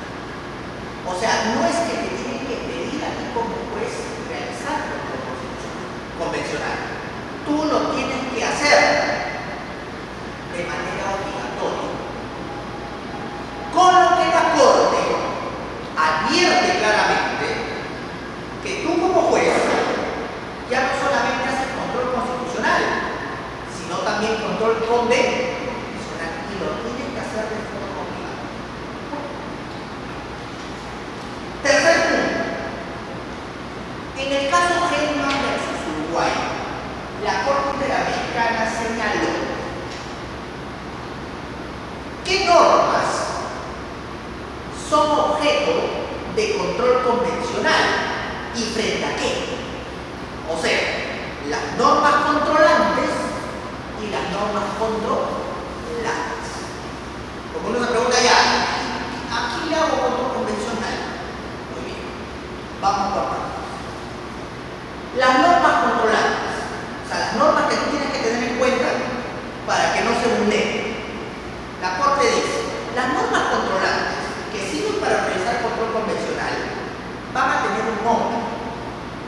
Ese nombre se llama, se denomina bloque de convencionalidad. ¿Qué cosa es el bloque de convencionalidad? El conjunto de normas controlantes que sirven para realizar el control convencional. Acuérdense que a nivel interamericano no hay constituciones. Entonces tú dices, ya, pero en el control constitucional tú sabes que la constitución es la norma controlante, pero en el convencional ya es un conjunto de normas que se llaman el bloque de convencionalidad. Oye, ¿y cuáles son esas normas que integran el bloque de convencionalidad? La Corte te dice, te las enumero. En primer lugar, que duda cabe, la más importante, la Convención Americana o Pacto de San José, del 22 de noviembre de 1969. ¿Qué más? Segundo, el famoso Protocolo de San Salvador de 1988, conocido también como el Protocolo de los Derechos Económicos, Sociales y Culturales. ¿Por qué? Les explico un poquito rápido. La Convención Americana, hasta el artículo 29, establece una lista de derechos civiles y políticos. En el artículo 27, la Corte dice, y además de los derechos enumerados en esta convención, también serán objeto de protección aquellos derechos que se deriven de la materia económica económica y financiera y social, pero no dice más. Eso es un derecho. Entonces, la OEA aprobó el protocolo de San Salvador en el 88, donde ahí sí vas a encontrar todos los derechos económicos, sociales y culturales. Pero este protocolo no es autónomo, forma parte de la Convención Americana como una forma de extensión de la ley. Si la Convención principal tiene derechos civiles y políticos y solamente hace una alusión genérica a los derechos económicos, sociales y culturales, el protocolo de San Salvador sí ya te dice exactamente cuáles son esos derechos: salud, educación, seguridad social, etc. ¿Qué más forma parte del bloque de convencionalidad? Todos los tratados interamericanos que versen sobre derechos humanos. Y acá la cosa se pone un poco grave, porque si nosotros comenzamos un recuento de cuáles son los tratados interamericanos que se refieren a derechos humanos, vamos a encontrar aproximadamente unos 20. Mencionamos algunos: la Convención Americana sobre la protección de las mujeres, la Convención de Belén do Pará, la Convención Interamericana sobre la prohibición de la tortura, la protección humana, crueles y degradantes, la Convención Interamericana sobre desaparición forzada, la Convención Interamericana sobre la protección del adulto mayor, etcétera, etcétera, etcétera. Todos esos tratados también forman parte del bloque de convencionalidad. Pero además de ello, forman parte también del bloque de convencionalidad todas las sentencias de la Corte Interamericana, que actualmente bordean las 500. Número bastante elevado. Pero además de ello, el último conjunto, el último paquete de convencionalidad, también están consignadas allí las opiniones consultivas de la ley, que ahorita son 29.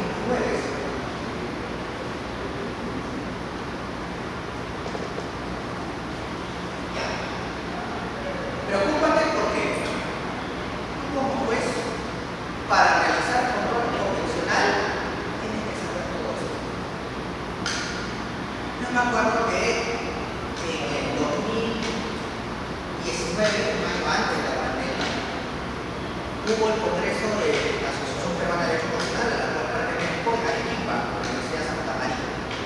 Fue pues Domingo García Belaúnde, se invitó al profesor Pedro Sahuete, que murió hace poco, hace un par de años, de Argentina.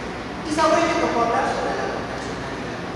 Y dijo, bueno, en el caso Hellman versus Uruguay, la Corte ha hablado del bloque de convencionalidad y ha dicho cuáles son las normas que se deben tener en cuenta para aplicar el control.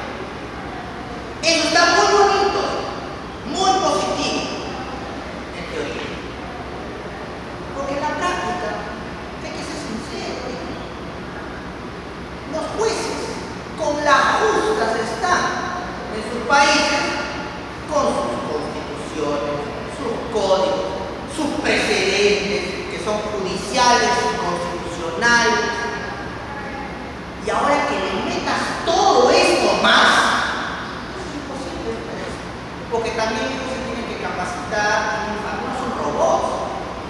Entonces, es muy bonito todo esto, pero ¿quién se va a meter en la cabeza todo esto? Es imposible. O sea, hay que ser también realistas en ese sentido.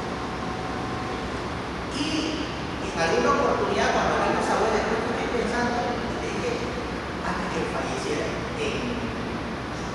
me lo encontré de nuevo en Chiclayo, también para un evento. Doctor Pedro, le digo, hola, Reinaldo, ¿cómo estás? ¿Sabe qué? Le digo, yo lo escuché atentamente, aquí así, dijo el robot, pero le doy la noticia. En los países bálticos, Estonia, y en China, ya están los jueces robots, aquellos que están sacando sentencias de alimentos en menos de 24 horas. Ya la materia de alimentos en estos países bálticos la resuelve un robot, ojo, una inteligencia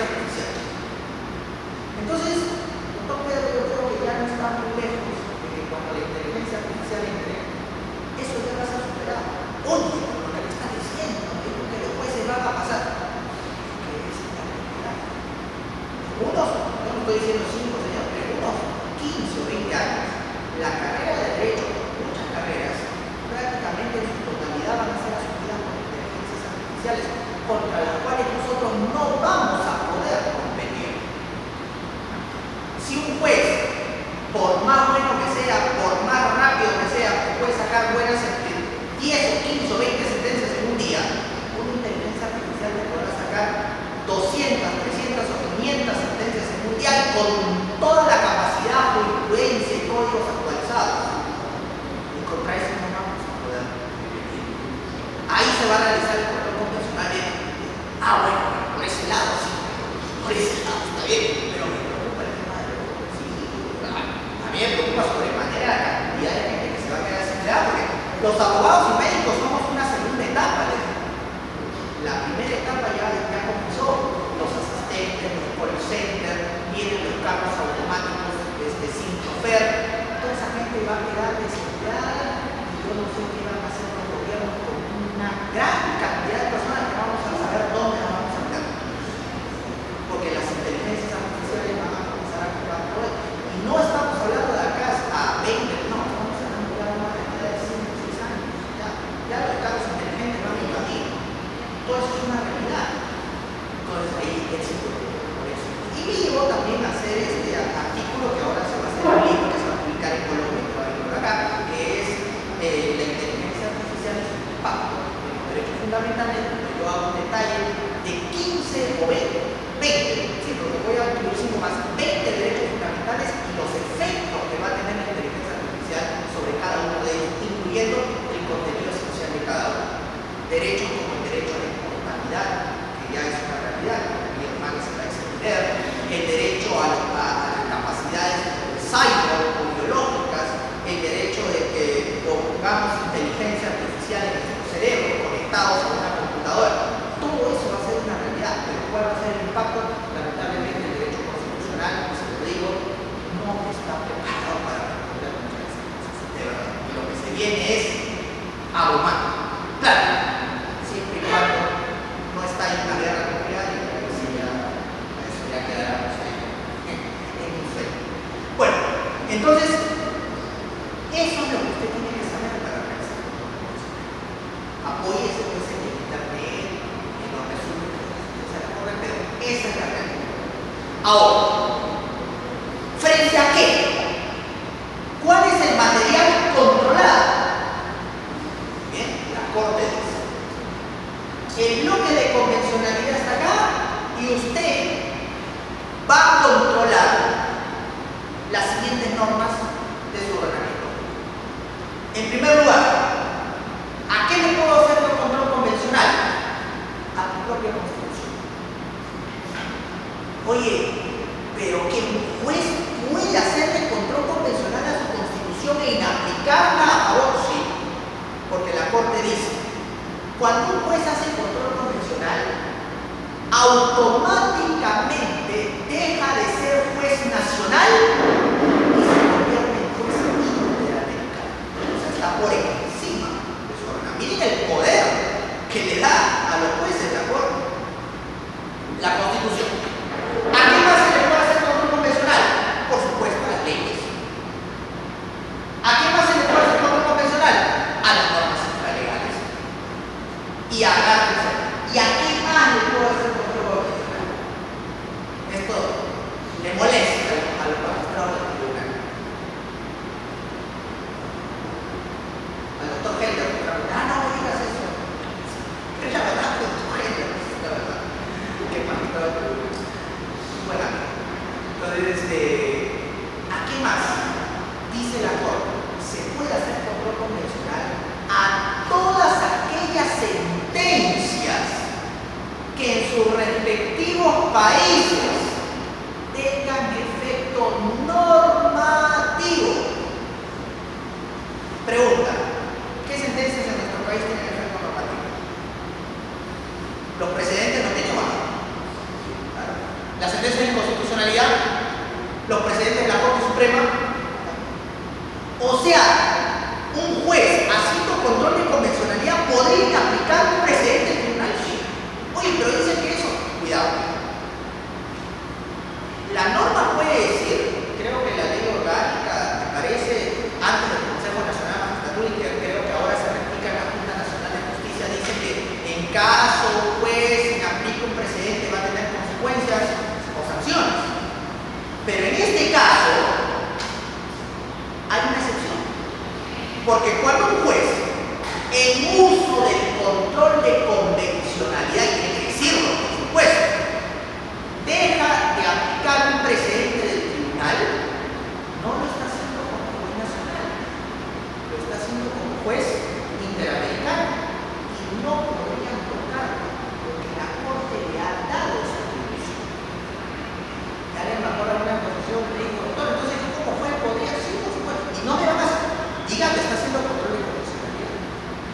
invoque la sentencia del caso Heyman versus Uruguay. A ver quién lo va a sancionar. Si lo sanciona, quéjese al sistema interamericano. El Estado no se va a querer jugar, porque va a poder. Entonces, la misma Corte dice que el control de convencionalidad puede servir para inaplicar sentencias con carácter normal. Entonces, este es el material controlable y este es el material controlable. Y último punto sobre el control convencional. ¿Cómo se resuelve la convención? Vean, voy a exponer, me acuerdo mucho del Congreso Internacional en Paraguay y también en Valencia, en España, hace unos años. Y me acuerdo que estábamos en la mesa, estaba representando al Perú, estaba el profesor, gran amigo Pablo Villalba, que es decano de la Universidad Internacional de Panamá, estaba Lucho Bucarela, profesor principal de la Valencia, muy bueno, el doctor Decano también, muy buenos amigos, ya de años que lo conozco por la Asociación Mundial de Justicia Constitucional. Y se armó un debate de polémicas cuando se tocó este tema, de cómo se resolvía el control de convencionalidad. Un grupo de profesores, porque nos tocó una ronda de 6 ponentes, éramos 3 contra 3. 3 estaban a favor de lo siguiente y sostenían. El control de convencionalidad se debe resolver aplicando un principio que es un principio consustancial de los controles constitucionales. El principio de jerarquía normativa. ¿Y eso qué significa? Que si hay conflicto entre la Constitución o una norma interna y una norma internacional o convencional, ¿quién gana? Norma convencional. Y eso en virtud del pacta sunt servanda que se encuentra consignado en el artículo 26 de la Convención de Viena sobre el Derecho de los Estados de 1960. Bueno, aparte de mi especialidad constitucional, profesor constitucional, yo también enseño Derecho Internacional, no podemos. Yo escuchaba al profesor de Cándido, no, que el control y los tratados sobre derechos humanos pesan más. Estamos hablando de 2018. Estaba vigente el Código Procesal Constitucional anterior al respecto, que no decía nada al respecto. Entonces tocó la participación del otro bloque y el doctor Pablo Villalba. No, mira, yo creo que, ¿sabes qué? Yo pienso que ahí se está equivocando. No en la jerarquía normativa. Porque está asimilando el control convencional al control constitucional, que son dos cosas diferentes. Para empezar, el control constitucional tiene una constitución. El control convencional no hay ninguna constitución acá, hay un conjunto de normas y jurisprudencias. Y por otro lado, un detalle importante, que están resucitando para derechos humanos un debate que yo creo que ya es anacrónico. El debate sobre que Kelsen hablaba sobre la cuestión de qué cosa es más, el derecho internacional o el derecho nacional. Y donde cada decía uno del derecho internacional está por encima, otro decía del derecho nacional. Ese debate yo creo que es anacrónico, al menos en derechos humanos. Decía, pero ¿cuál es tu tesis? Bueno, mi tesis siempre digo, la respuesta a esto está en el artículo 29 de la Convención Americana. ¿Usted se acuerda, doctor Pablo, que en el artículo 29 están los principios de interpretación de la Convención Americana? Sí, claro. Ya, ahí hay un principio. El principio pro omnes. ¿Qué cosa es el principio pro omnes? La norma más favorable a la persona. Y si estamos hablando de derechos humanos, yo creo que el control de convencionalidad debe regirse por ese principio y no por el otro, más aún si es parte o nace inspirado en la Convención Americana. Yo también tenía esa misma posición. Bueno, vamos a defender. Comenzamos en un debate, ¿no? Ellos hablaban de la tesis monista de Kelsen, nosotros hablamos de eso, no tiene nada que ver acá mismo de pro omnes, derechos humanos. Total que después